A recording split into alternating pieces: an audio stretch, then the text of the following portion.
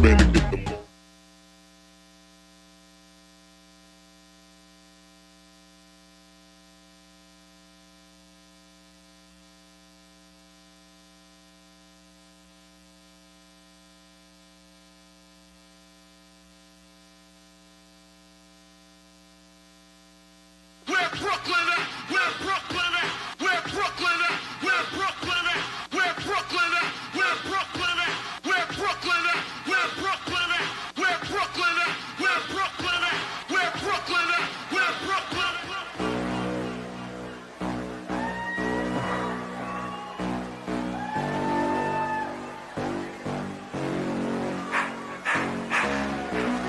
Thank you, DJ Susie, Daniel Jacobs.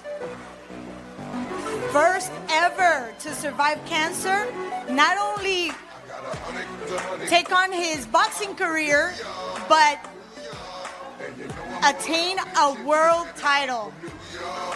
One of the greatest exponents at 160 at middleweight. Daniel Jacobs, 35-2 with 29 knockouts.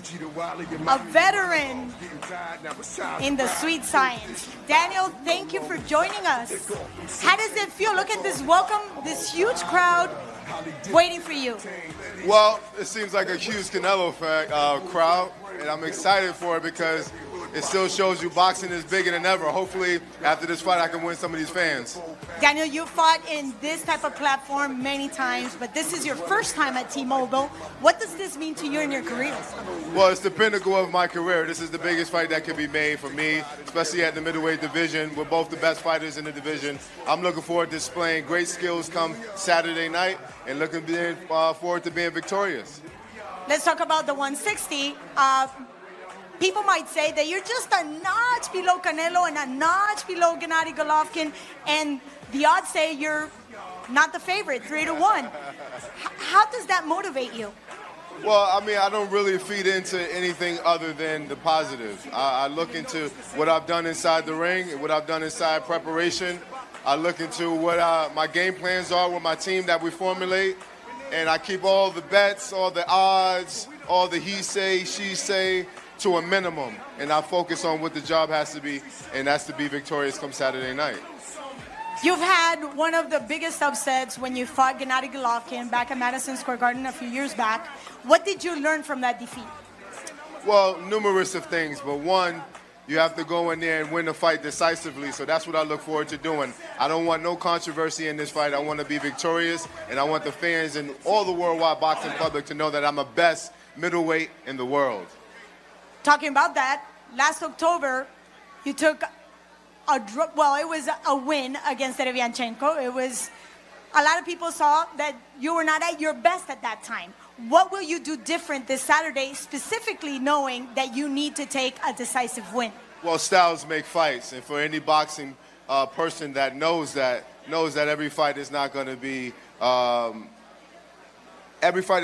the same. So you have to approach every fight different. And this is the biggest fight that you could get up for. So if I can't apply my best, which I look forward to doing, then I don't deserve to be there. But I look forward to being victorious and beating Canelo Alvarez come Saturday night.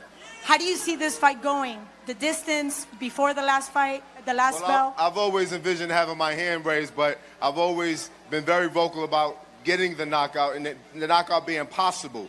But I look forward to going in there, letting my skills set up whatever arises in the fight. You know me, I have an 80% knockout ratio, so if I get a guy hurt, you guys know I can get him out of there. You always come in with this huge spirit into the ring, no matter who you're facing. How do you keep your spirits up, no matter what's going on? Well, I'm self-motivated. When everything was taken away from me, all I wanted to do was get back to the sport of boxing. So for me, it's nothing short of a miracle to be at this point.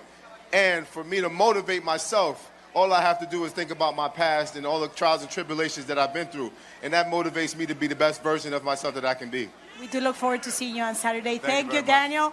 Give it up for the Miracle Man, Daniel Jacobs.